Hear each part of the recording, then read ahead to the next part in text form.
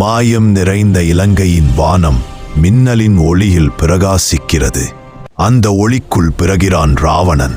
அவன் அழுகையில் கூட ஒரு பேரரசின் அதிர்வு. குழந்தையாக இருந்தபோதும் அவனுள் அசுர வலிமையின் குரல் ஒலிக்கிறது. காற்று நின்றது, பறவைகள் மௌனமானது, ஒளிகளை கேட்டு நின்றது ஆயாய பிரபஞ்சமே. அவன் பெரும் அருள்.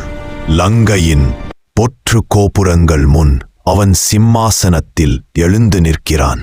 ஒரு பேரரசர், ஒரு பண்டிதன், ஒரு இசைமேதை, ஒரு பயங்கர போர்வீரன். ஆனால் பெருமை எப்போதும் நிழலாக பின்தொடரும். சூர்பனகையின் குரல் அவனுள் மறைந்திருந்த கோபத்தை இறக்கிவிடுகிறது.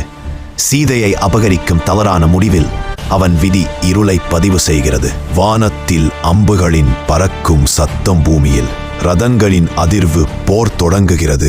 இறுதி போரின் தருணத்தில் ராவணன் 10 முகங்களின் பெருமையும் ஒளி மங்கு சாயலிலும் இன்னும் தருணத்தில் ராவணன் 10 முகங்களின் பெருமையும் ஒளி மங்கும் சாயலிலும் இன்னும் தீப்பொறி போல் ஜொலிக்கிறது. அவன் வீழ்ந்தாலும் அவன் புகழ் வரலாற்றின் இதயத்தில் என்றென்றும்